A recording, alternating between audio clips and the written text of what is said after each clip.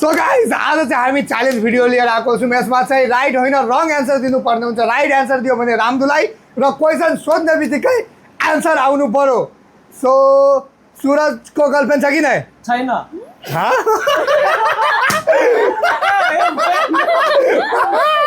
मलाई थाहा छ। ल अब नेक्स्ट सृष्टिको ल ल तिम्रो बोयफ्रेन्ड छ कि नै? छ। बचिहाल्यो बच्चा, यति त मलाई थाहा थियो है। ल अब नेक्स्ट तिम्रो टर्न। तिम्रो कतिवटा बाउ छ? दुईटा। चलो बचिहाल्यो। सुरजले आज के खाना खाएको थियो? Late reply. सृष्टिको लुगाको कलर के छ? पिङ्क। बचिहाल्यो।